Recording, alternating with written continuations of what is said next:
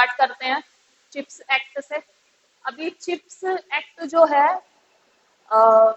हाल ही में chips act चर्चा में है। यह किस देश से संबंधित है? चिप्स एक्ट है, ऑब्वियस सी बात है, हमारी कंट्री का नहीं है, हमारी कंट्री का नहीं है ये, ठीक है। कहाँ का है? यूएस का। अब what is chips? Chips is not the chips you less and all you eat, it's not a that chip. Chips means it means creating, C for creating, helpful,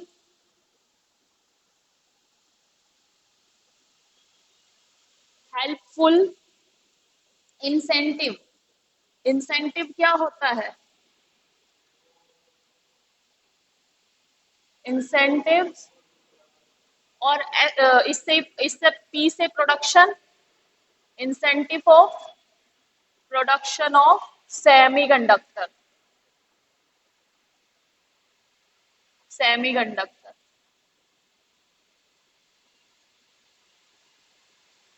ठीक है।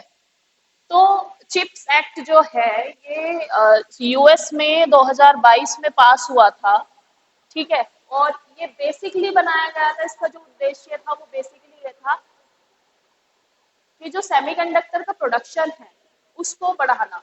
जो भी सेमीकंडक्टर के प्रोडक्शन के लिए setup लगेगा उसमें incentive provide कराना। इट मीन्स कि गवर्नमेंट उसमें इंसेंटिव अलॉट करेगी सेमीकंडक्टर के प्रोडक्शन के लिए, और इस पर्पस के लिए in the US 52.7 billion dollar allot हुए थे, ठीक है। It's huge amount, 52.7 billion dollar, ठीक है।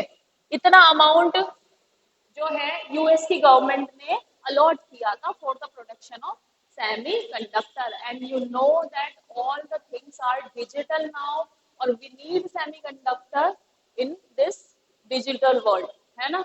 टेक्नोलॉजी है, everything is running by technology, ठीक है। Even we are running by technology, without technology we are, अब तो कुछ भी नहीं है, ठीक है। अगर way back to the 90s का पीरियड, तो उसमें अब तुम फिट भी नहीं बैठ पाओगे, इतना हम टेक्नोलॉजी पर रिलाई कर चुके हैं, ठीक है। तो सेमीकंडक्टर के प्रोडक्शन के लिए संयुक्त राज्य अमेरिका ने 2022 में एक एक्ट पास किया था सेमीकंडक्टर का प्रोडक्शन के लिए, that is chips act. Chips का फुल फॉर्म था creating helpful incentive of production of semiconductor, ठीक है। अब why we are studying it, कि हमारा तो कोई लेना देना नहीं है, यूएस है, यूएस का है, हमारा क्या है। तो यहाँ पे क्वेश्चन ये आता है व्हाट इंडिया इज डूइंग। क्या इंडिया में भी ऐसे कोई प्रोग्राम चलाए गए हैं, या इंडिया का भी चिप इसमें सेमीकंडक्टर में एक प्रोडक्शन प्रोड्यूसर, लार्जेस्ट प्रोड्यूसर के रूप में बन के उभर सकता है या नहीं? इंडिया के पास मौका है, ऑब्वियस सी बात है। इंडिया की वर्कफोर्स हमारी देखो, one of the youngest population India में है, और इस पर्पस के लिए इंडिया में कुछ कार्यक्रम चलाए गए हैं जिनके बारे में हम बात करेंगे। दैट इज, एक था बेटा आईएसएम। अगर हम इंडिया की बात करें तो इंडिया में लॉन्च हुआ आईएसएम, इंडियन सेमीकंडक्टर मिशन, ठीक है। एक तो इंडियन सेमीकंडक्टर मिशन, और ये किसने लॉन्च किया था? ये किया है मीटी ने लॉन्च, MEITY। अब ये क्या है मीटी? This is not the Janjati which is in Manipur. This is MITI. It's the Ministry of Electronic and Information and Technology. Ministry of Electronic and Information और टेक्नोलॉजी, ठीक है। तो जो ये वाली मिनिस्ट्री है, ministry of electronic and information and technology, इन्होंने ये semiconductor, Indian semiconductor mission launch किया था for the boost of the production of semiconductor, ठीक है, to boost the production of semiconductor.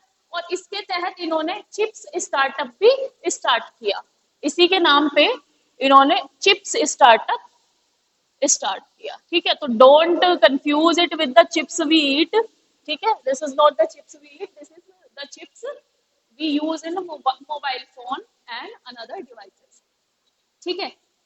तो ये हो गया हमारे इंडिया में कौन कौन से स्टार्टअप है। और हाँ, इन एडिशन अभी ताइवान की एक कंपनी है that is a big chip making company, that is semiconductor making company, उसका नाम है फॉक्सकॉन। ठीक है, तो जो फॉक्सकॉन है इसका गुजरात में एक एमओयू साइन हुआ था। ठीक है, गुजरात में इसका एक एमओयू साइन हुआ था जिसको इन्होंने बाद में कैंसिल कर दिया।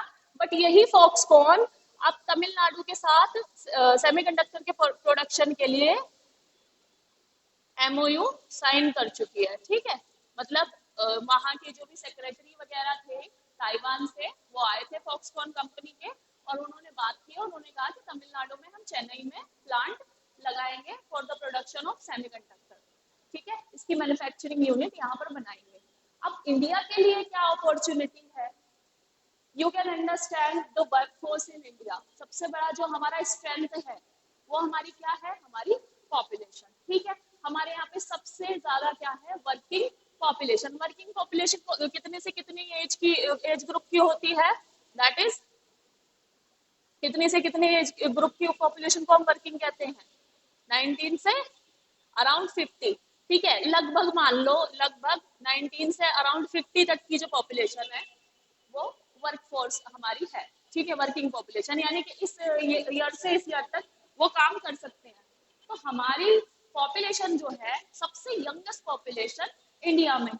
ठीक है, तो हमारे पास ये बेहतरीन एक मौका है, अगर हमने, वो कहते हैं ना कि ग्रैब द अपॉर्चुनिटी, अगर हमने अपॉर्चुनिटी ग्रैब कर ली और ये सारे प्लान चल गए तो we will rise as a biggest manufacturing unit in the world, we can. ठीक है, और होप सो ऐसा हो जाए। चलो नेक्स्ट है विश्व एथलेटिक्स चैंपियनशिप का आयोजन कहाँ होगा या कहाँ आयोजित की जाएगी। तो ये विश्व एथलेटिक्स चैंपियनशिप बुडापेस्ट में आयोजित की जाएगी 19 अगस्त से 19 अगस्त से ये स्टार्ट होगी, 19 अगस्त 2023 से ये शुरू की जाएगी। ठीक है, अब एथलेटिक्स में कौन कौन से गेम आ जाते हैं बेटा, कौन कौन से स्पोर्ट आते हैं एथलेटिक्स में, हॉकी ऑब्वियस सी बात है, and all the games like क्या, javelin throw, Neeraj Chopra the famous, और बैडमिंटन, और कौन कौन सी है, वेट लिफ्टिंग और बॉक्सिंग। तो ये कुछ गेम्स है जो एथलेटिक्स में है। हमारी स्ट्रेंथ क्या है बेटा, जैवलिन थ्रो। ठीक है, हमारे स्टार द नीरज चोपड़ा और PV Sindhu in the badminton, we can claim the gold medal. ठीक है, और बॉक्सिंग में उभरते हुए सितारे आ गए हैं जैसे कि निखत जरीन है, और कौन है, लेवोलिना है।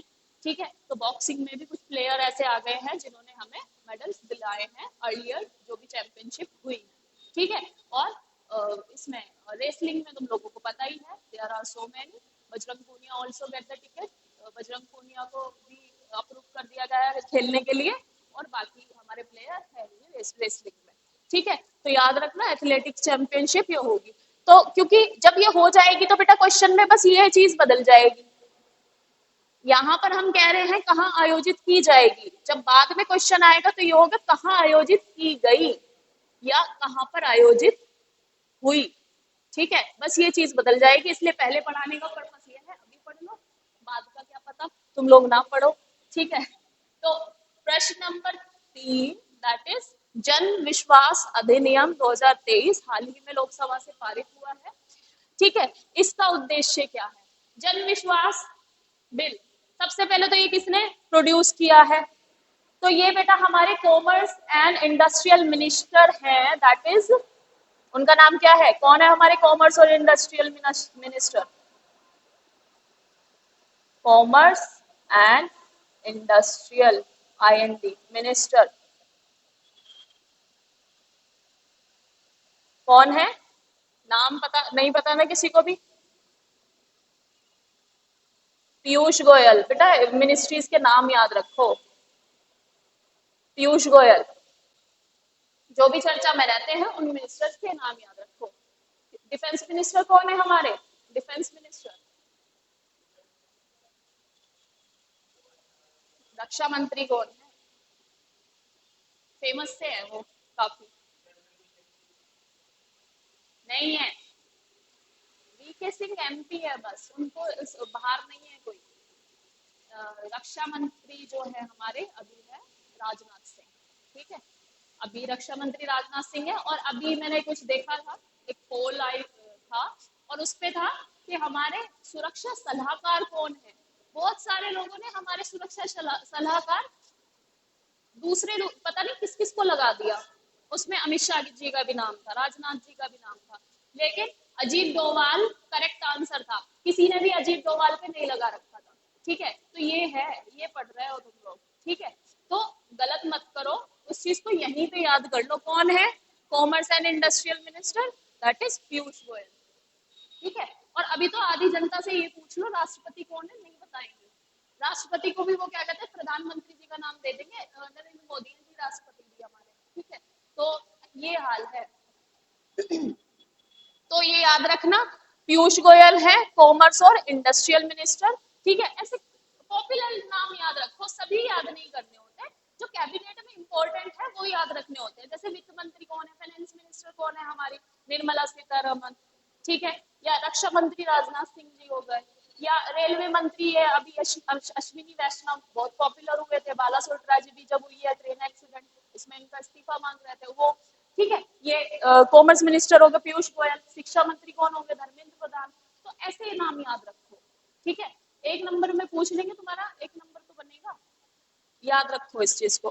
ठीक है, अब व्यापार देखो, बेसिकली क्या है, व्हाट इज जन विश्वास अधिनियम।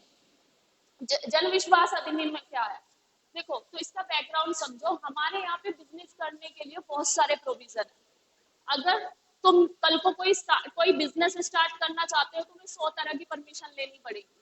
बिकॉज हमारे यहाँ पे जो एक्ट्स है वो बहुत ज्यादा ईज नहीं है, आसान नहीं है वो एक्ट। मतलब यहाँ पे बिजनेस करना मतलब इट्स अ ट्रिकी वर्क। तो बहुत सारे एक्ट हैं, उन सारे एक्ट की जो डिमांड होती है वो सारी तुमको फुलफिल करनी पड़ती है। आफ्टर द फुलफिल जो डिमांड है, तब जाके तुम्हारा बिजनेस सेटअप होगा। ठीक है, तो बेसिकली जन विश्वास बिल जो लाया गया है वो इस पर्पज से लाया गया है कि व्यापार करने में, बिजनेस करने में आपको आसानी हो, और उस बिजनेस को करने के लिए आपको और एनकरेज किया जाए। ठीक है, to boost up the ease of doing business. ठीक है, ईज ऑफ डूइंग बिजनेस को और बूस्ट करने के लिए। ठीक है, अब इसमें क्या किया गया है, 143 प्रावधान है 42 केंद्रीय एक्ट में। ठीक है, जो सेंट्रल एक्ट बने हुए हैं 42, उसमें 183 ऐसे प्रावधान हैं जो कि डीक्रिमिनलाइज किए गए हैं। डीक्रिमिनलाइज मतलब कि अब अगर उनका वायलेशन होता है तो वो क्रिमिनल कैटेगरी में नहीं आएंगे। ठीक है, बहुत सारी ऐसी चीजें थी। तो ये प्रोविजन क्या किए गए हैं, ईज कर दिए गए हैं। मतलब अब एक तरह से इन प्रोविजन को खत्म समझो कि ये प्रोविजन है तो एक्ट में, बट अगर ये प्रोविजन लागू होते हैं तो ये अब डीक्रिमिनलाइज है। ठीक है, डीक्रिमिनलाइजेशन इनका कर दिया गया है। पहले क्या था कि अगर इनका वायलेशन होगा तो आप पर क्रिमिनल जो भी ट्रायल होगा वो चलाया जाएगा। ठीक है, कोई भी, जैसे कि फॉर इंस्टेंस आप कोई बिजनेस लगा रहे हो। ठीक है, फॉर इंस्टेंस कोई बिजनेस कैसा लगा रहे हो, जैसे कि तुम इसका एग्जांपल लो, बिग डिगीज वगैरह, ये फॉरेन की कंपनीज है। इन्होंने हमारे यहाँ पे कंपनी खोली हुई है। तुम्हें पता है इनको एक तो टैक्स देना पड़ता है, और इनको हमारे रूल्स और रेगुलेशन के हिसाब से यहाँ पे काम करना पड़ता है। तो और तुमने ये भी देखा होगा, अगर तुम किसी लोकल शॉप पे जा रहे हो कुछ खाने के लिए, तो वो तुम्हें पॉलिथीन भी दे देगा, प्लास्टिक का स्ट्रॉ भी दे देगा, उस पर कोई टैक्स नहीं है। बट अगर तुम बिगीज वगैरह में कहीं भी जाओ, वो टोटल वुड का बना हुआ देते हैं तुमको, टिश्यू पेपर। ठीक है, जो चीज बनी रहेगी वो कागज की होगी, कोई भी नो प्लास्टिक। ठीक है, तो इनको ऐसे हमारे यहाँ के रूल्स और रेगुलेशन के हिसाब से काम करना पड़ता है। लेकिन अगर इन्होंने नहीं किया, इन्होंने वायलेशन कर दिया, इन्होंने प्लास्टिक या ये सब सेल किया, तो क्या होगा, इन पे पेनल्टी लगेगी। ठीक है, तो वही इसी पेनल्टी की हम यहाँ बात कर रहे हैं। कोई भी इस तरह का बिजनेस स्टार्ट करता है तो 183 ऐसे प्रोविजन है जिनको ईज कर दिया गया है। ठीक है, कि अब उनका वायलेशन होगा, आप आराम से बिजनेस कीजिए। ठीक है, कोई प्रॉब्लम नहीं है। तो ये, और एक एक वो भी आता है बेटा, ये याद रखना, ईज ऑफ डूइंग बिजनेस। ये रैंकिंग आने वाली है, आती है, ये हर साल आती है। ईज ऑफ डूइंग बिजनेस, ये वर्ल्ड बैंक इसको इशू करता है। ठीक है बेटा, वर्ल्ड बैंक इसको हर साल जारी करता है, ईज ऑफ डूइंग बिजनेस, और ये रैंकिंग देता है कंट्रीज को कि किस कंट्री में रूल्स और रेगुलेशन इतने रिलैक्स्ड है कि वहां पे बिजनेस करना आसान है, और हमारी जो रैंकिंग है वो इम्प्रूव कर रही है। ठीक है, तो ये याद रखना। अब AUKUS, ये समूह कौन कौन से देश इसमें सदस्य हैं? AU, A for Australia, UK और US। ठीक है, नाम से ही पता चल जा रहा है कि A मतलब ऑस्ट्रेलिया, UK मतलब यूनाइटेड किंगडम, और US। ठीक है, AUKUS, UK US। तो इसमें कौन कौन सी कंट्रीज है? ऑस्ट्रेलिया, यूनाइटेड किंगडम, संयुक्त राज्य अमेरिका या USA। अब ये कैसी है ऑर्गेनाइजेशन? तो नहीं है ये, दिस इज अ ग्रुपिंग। ठीक है, इन तीन कंट्री की ये ट्राइलेटरल पार्टनरशिप है, ट्राइलेटरल सिक्योरिटी पार्टनरशिप। अब जब वर्ड सिक्योरिटी कहीं भी आ जाता है तो तुम लोगों को समझ जाना चाहिए कि ये क्या कह रहा है। सिक्योरिटी मतलब क्या? कि ये उसको वेपन्स वगैरह प्रोवाइड कराएगी। ठीक है, ये कंट्रीज। तो इसमें जो है बेसिकली यूनाइटेड किंगडम और संयुक्त राज्य अमेरिका ऑस्ट्रेलिया को नेवल जो सपोर्ट है वो प्रोवाइड कराएंगे, नेवल सबमरीन ये सब। ठीक है, सिक्योरिटी को बूस्ट करने के लिए। और ये कैसी ट्राइलेटरल पार्टनरशिप है? Indo Pacific. और जब भी वर्ड इंडो पैसिफिक आता है इट मींस क्या? इंडियन ओशन और पैसिफिक ओशन के कंटेक्स्ट में ये कह रहा है। तो in the Indo Pacific region security partnership ये बनी है, AUKUS। ठीक है, तो ये पार्टनरशिप नाम याद रखना, कब बनी थी? 2021 में बनी थी, और ये ट्राइलेटरल सिक्योरिटी पार्टनरशिप है। ट्राइलेटरल मतलब तीन है उसमें, ठीक है, तीन पक्ष हैं, ये तीन कंट्री। इसमें इतना ही याद रखना, और बाद में कभी अगर इससे खैर इतना ही क्वेश्चन आएगा कि कब बनी थी, क्या पर्पस था, यही चीजें आएंगी बस। नेक्स्ट है हवाना सिंड्रोम। नाम देखने में अजीब लग रहा है लेकिन ये बहुत खतरनाक सिंड्रोम है। ये हाल ही में चर्चा में है। क्या है हवाना सिंड्रोम? हम we are in this room but we are in the web of microwaves. ठीक है, हमारे फोन्स कनेक्टेड है सैटेलाइट से, सैटेलाइट से रेगुलरली सिग्नल्स आ रहे हैं, जो भी इंटरनेट चल रहा है वो भी ट्रांसमिशन हो रहा है। ठीक है, ये सारी चीजें। और ये कौन सी वेव्स होती हैं? माइक्रोवेव। ठीक है, लॉन्ग वेव नहीं होती, लॉन्ग वेव नहीं करती ट्रांसमिशन, कौन करता है? माइक्रोवेव। तो ये किससे जुड़ी हुई है? जो टावर्स है, ट्रांसमिशन टावर्स। और ट्रांसमिशन टावर्स किससे जुड़े हुए हैं? ऊपर सैटेलाइट से। तो ये जो वो है माइक्रोवेव, इसके ट्रांसमिशन से जो कुछ इंटेलिजेंस ऑफिसर हैं यूएस के, उनमें एक बीमारी देखी गई। नॉट अ बीमारी, इट्स अ सिंड्रोम। सिंड्रोम हम किसे कहते हैं कि रैंडमली किसी चीज की वजह से वो चीज हो जाती है, किसी भी कारण से वो बीमारी हो जाती है। ठीक है, बट हम इसे पूरी तरह से एक बीमारी नहीं कहेंगे, इट्स अ सिंड्रोम, क्योंकि कुछ लोगों में ये देखा गया है। अब कैसा सिंड्रोम है? यूएस की इंटेलिजेंस एजेंसी, तुम्हें पता ही है, द वर्ल्ड फेमस यूएस की इंटेलिजेंस एजेंसी वर्ल्ड फेमस है। इंटेलिजेंस एजेंसी क्या करती है? इंफॉर्मेशन गैदर करते हैं कि इनकी कंट्री पे कोई हमला तो नहीं कर रहा, या और वो कहाँ कहाँ काम करते हैं? इंटेलिजेंस एजेंसी कहाँ कहाँ काम करती है भाई? It can be in navy, it can be in air force, it can be in army. और अब तुम्हें पता ही है सब जगह बेटा सैटेलाइट ये सब चीजें यूज हो रही है। रडार का भी मैंने तुम्हें बताया था, ड्रोन्स आ गए हैं। ठीक है, और ये ड्रोन्स रडार ये सब किस पे काम कर रहे हैं? माइक्रोवेव पे, सब सैटेलाइट से जुड़े हुए हैं। तो माइक्रोवेव के ट्रांसमिशन की वजह से मेंटली उनको एक सिंड्रोम हो गया है, दैट इज हवाना सिंड्रोम। और इस सिंड्रोम में क्या हो रहा है? उनको मतलब वैसे कोई प्रॉब्लम नहीं है, वैसे दे आर लुकिंग गुड, कि देखने में ठीक लग रहे हैं, but they are experiencing this syndrome. अब ये सिंड्रोम है क्या, कैसे कैसे इसमें सिम्टम्स हैं? तो बेटा इसमें सिम्टम्स कैसे हैं कि उनको अलग अलग आवाजें सुनाई देना। ठीक है, इस सिंड्रोम में क्या होगा? उनको हियरिंग में अलग अलग आवाजें सुनाई देना। और वो आवाजें ऐसे नहीं कि बाहर आवाजें हो रही है तो वो सुनाई दे रही है, उनके माइंड में ये चीज हो गई है। ठीक है, दिमागी ये बीमारी एक हो गई है, अनयूजुअल साउंड आते हैं। ठीक है, और नोजेसिया, नोजेसिया। ठीक है, और हेडेक, सिर दर्द जैसी चीजें, मेमोरी लॉस, उनकी मेमोरी लॉस हो जा रही है, ठीक है, याददाश्त चली जा रही है, और बैलेंसिंग इशू हो रहा है। बैलेंसिंग इशू मतलब दे कांट, जब वो वॉक करते हैं तो वो बैलेंस नहीं कर पा रहे हैं। तो हम क्यों पढ़ रहे हैं हवाना सिंड्रोम? क्योंकि बेटा अभी कर्नाटका हाई कोर्ट में बेंगलुरु के एक रेजिडेंट ने ये एक रिट पिटिशन फाइल की है, that is mandamus, writ petition file की है मैंडमस, और उसने कहा है, जो रेजिडेंट है उस पिटिशन में, कि हाई फ्रीक्वेंसी माइक्रोवेव ट्रांसमिशन को कम कर दीजिए। ठीक है, कोर्ट में अपील की है कि हाई माइक्रोवेव ट्रांसमिशन को कम कर दीजिए, क्योंकि यूएस में जो हवाना सिंड्रोम हमें देखने को मिला है वो हमारे यहाँ भी हो सकता है। ठीक है, और ये फर्स्ट कहाँ पर देखा गया था हवाना सिंड्रोम? 2016 में क्यूबा में। ठीक है, ये क्यूबा में कुछ रेजिडेंट में देखा गया था। ठीक है, इट्स अ सिंड्रोम, एक मानसिक रोग है या मानसिक बीमारी की तरह है, जिसमें कि हियरिंग लॉस हो जाता है, अनयूजुअल साउंड सुनाई देते हैं, नोजेसिया की प्रॉब्लम हो जाती है, या फिर मानसिक तौर पर क्या होगा, याददाश्त चली जाएगी और बैलेंस करने में इशू आ रहे हैं। ठीक है, इंटेलिजेंस एजेंसी को।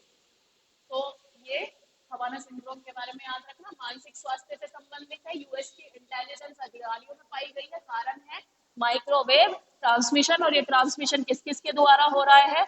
These are mainly from satellites. Communication satellite सबसे ज्यादा खतरनाक है, याद रखना।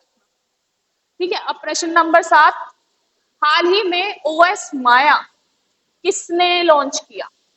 तो ये बेटा हमारी डिफेंस मिनिस्ट्री ने लॉन्च किया, रक्षा मंत्रालय ने। ओएस का मतलब है ओपन सोर्स, ओपन सोर्स, और माइक्रोसॉफ्ट ऑपरेटिंग सिस्टम जिसका नाम है ओएस माया, ये बनाया है उबंटू ने। उबंटू जो एक माइक्रोसॉफ्ट बनाने वाली हमारे यहाँ पे एजेंसी है, उसने बनाया है। और क्यों बनाया है? जैसे कि तुमने अभी कुछ साल पहले इन 2020 के आसपास, अर्ली पीगासस वायरस के बारे में सुना होगा। पीगासस, पीगासस मालवेयर, नहीं सुना? पीगासस मालवेयर बेसिकली इजराइल में बना हुआ मालवेयर है, और कुछ एलिगेशंस लगाए गए थे ऑन दी इंडियन गवर्नमेंट, के इंडियन गवर्नमेंट ने पीगासस मालवेयर खरीदा है to influence the election in India. और पीगासस वायरस है जो मेनली हमारे यहाँ पे पॉलिटिकल एजेंसीज, पॉलिटिकल लीडर्स हैं, और कुछ एक्टिविस्ट्स हैं, कुछ एडवोकेट्स हैं, उनके फोन करप्ट पाए गए थे पीगासस वायरस से। मतलब पीगासस वायरस इतना खतरनाक था कि अगर तुम्हारे फोन में है तो तुम्हारे फोन की सारी इंफॉर्मेशन उनके पास है, तुम कहाँ जा रहे हो ये उन्हें पता है, चाहे तुम्हारी लोकेशन ऑन है या ऑफ है, इट डजंट मैटर। तुम्हारे फोन से वो चुपचाप फोटो ले सकता है किसी की भी, उस वायरस में ये था। और तुम्हारी इंफॉर्मेशन सब तरह की वो जो भी कंट्रोलिंग एजेंसी है उसको दे रहा था। तो पीगासस वायरस अभी एक अटैक हमारी और हाँ, कुंडवलम पावर प्रोजेक्ट है हमारा, कुंडवलम पावर प्लांट है इन तमिलनाडु, हाँ तमिलनाडु में है, वहां पर भी ये अटैक हुआ था, साइबर अटैक। ठीक है, और अब तुम्हें पता बहुत सारे साइबर अटैक हो रहे हैं, सिस्टम ब्लॉक कर देते हैं वो पूरा। ठीक है, तो एक अकीरा रैंसमवेयर आया अभी। तो बेटा ये जो थ्रेट हैं कहीं ना कहीं ये हमारी सिक्योरिटी को चैलेंज कर रहे हैं। इनकी वजह से हमारी, देखो कल को हमारी जो इन्फॉर्मेशन है वो किसी और कंट्री के हाथ लग गई। ठीक है, ये क्या करते हैं बेसिकली, इनका पर्पस क्या होता है कि इनका सिस्टम हैक कर दिया जाए, फिर इनसे डील की जाए। ठीक है, डील क्या करते हैं, हाँ, कि डेटा वगैरह जो है हमारा, जो सेंसिटिव डेटा है वो ये लोग हैक कर लेते हैं, हैक करने के बाद फिर ये उसको यूज करेंगे हमारे अगेंस्ट में। तो इसी से रिलेटेड बेटा ओएस माया लॉन्च किया गया है। OS Maya basically it's a open source system, और ओएस माया जो है ये एक विंडो ऑपरेटिंग सिस्टम है। ठीक है, विंडो ऑपरेटिंग सिस्टम है कि कोई भी किसी भी तरह का जो थ्रेट है, साइबर सिक्योरिटी सिस्टम है ये एक तरह का, कोई भी किसी भी तरह का थ्रेट है वो ओएस माया वाली जो विंडो है वो उसमें वो की जाएंगी इंस्टॉल, और उसके हिसाब से हमारे जो वो है सिक्योरिटी सिस्टम वो काम करेंगे। बट ये सबके लिए नहीं है, याद रखना, क्योंकि किसने लॉन्च किया? रक्षा मंत्रालय ने, तो डिफेंस के पर्पज से यूज होगा। ठीक है, डिफेंस के पर्पज से यूज होगा OS Maya, open source security cyber security system. ठीक है, ताकि कोई भी मालवेयर उसे इफेक्ट ना कर सके। ठीक, ये याद रखना। और इसमें एक है चक्रव्यूह साइबर सिक्योरिटी सिस्टम, जो इसमें लगाया गया है उसका नाम है चक्रव्यूह। तो ये भी याद रखें, ठीक है।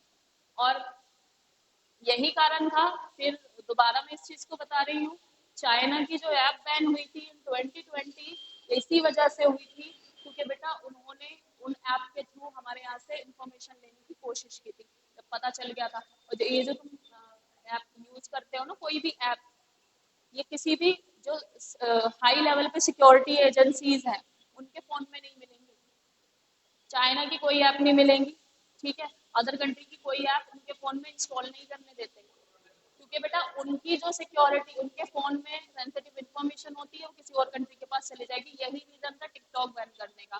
टिकटॉक लोग सोचते होंगे कि उनकी वजह से किया है, नहीं, उससे कोई थ्रेट नहीं था, लेकिन टिकटॉक से थ्रेट था। कोई रील्स बना रहा है, वो यूट्यूब पे भी बना रहा है, उससे कोई प्रॉब्लम नहीं है, टिकटॉक से प्रॉब्लम थी। किसकी ऐप थी? चाइना की। थर्ड पार्टी को हमारी इन्फॉर्मेशन जा रही है, हमें तो पता भी नहीं चल रहा, और एलएसी पे वो फिर बैठे हुए हैं। जो एलएसी पे इशू चल रहा था तभी तो बैन की गई थी। तो ये इंटरनल सिक्योरिटी से सब कुछ रिलेटेड है। अब याद रखना, नेक्स्ट है the state of elementary education report. The state of elementary education report, ये अभी हमारे केंद्रीय शिक्षा मंत्री धर्मेंद्र प्रधान ने लॉन्च की है। और इस रिपोर्ट के हिसाब से, मतलब अभी उन्होंने ये जारी किया, और इस रिपोर्ट के हिसाब से 49.3% जो स्टूडेंट है उनके पास स्मार्टफोन है। लेकिन इस रिपोर्ट में उन्होंने ये बताया है कि बच्चे जो हैं स्कूल, जिनके पास स्मार्टफोन है, वो पढ़ नहीं रहे हैं, गेम ज्यादा खेल रहे हैं, and this is serious issue. School वाले बच्चों के लिए phone is should not be allowed. Phone should be allowed after 12th class. 12th class के बाद आप उतने बड़े हो जाते हो, एडल्ट हो जाते हो, you can use it wisely, but उससे पहले बच्चों को फोन के, स्मार्टफोन के एक्सपोजर से लिमिटेड यूज करना चाहिए। पेरेंट्स के लिए भी ये है। तो इस रिपोर्ट में बेसिकली ये खुल के बात आई है सामने कि वो सिर्फ वीडियो गेम और एंटरटेनमेंट पर्पस के लिए यूज कर रहे हैं, पढ़ाई के लिए कोई यूज नहीं कर रहा, ठीक है। तो ये याद रखना, रिपोर्ट किसने की है? The state of elementary education, Shri Dharmendra Pradhan. अब दीपौर झील कहाँ पर स्थित है बेटे? ये एक झील है, और ये झील असम में स्थित है, ठीक है। इसके बारे में हम एनवायरमेंट में भी बात करेंगे, दीपौर झील क्यों इम्पोर्टेंट है, ठीक है। तो बेसिकली दीपौर झील एक झील है, दैट इज असम में है, और ये हमारे वेटलैंड साइट में से एक साइट है, वेटलैंड साइट्स में से। काकोरी ट्रेन एक्सीडेंट, ये घटना कब हुई थी? 9 अगस्त 1925 को हुई थी काकोरी ट्रेन एक्सीडेंट। पता तो है काकोरी क्या था? है? काकोरी नहीं पता? चलो तुम्हें बताते हैं। अच्छा, जो हमारे शहीद भगत सिंह हैं, उनकी वो कौन सी ऑर्गेनाइजेशन में थे? कौन सी बनी हुई थी? Indian revolutionary of Hindustan Republican association, HRA, या हिंदुस्तान रिपब्लिकन एसोसिएशन थी, जिसमें शहीद भगत सिंह भी थे, ठीक है। इसी एसोसिएशन में एक लूट, ट्रेन लूट की गई थी, ठीक है। अब इसमें कौन कौन से थे? राम प्रसाद बिस्मिल, अशफाक उल्ला खान, हाँ, अशफाक उल्ला खान और राम प्रसाद बिस्मिल। तो बेसिकली क्या था, ये लखनऊ के पास एक जगह है काकोरी, और 9 अगस्त 1925 को ये ट्रेन वहां पे लूटी गई थी, ठीक है। बट अनफॉर्चुनेटली हमारे जो ये रेवोल्यूशनरी थे, इनको उन्होंने अरेस्ट कर लिया था, and then they were hang, ठीक है। उनको फिर फांसी दे दी गई थी। तुम्हें पता ही है, राम प्रसाद बिस्मिल, अशफाक उल्ला खान। इंकलाब जिंदाबाद किसने दिया था? ठीक है। तो ये याद रखना, काकोरी ट्रेन एक्सीडेंट।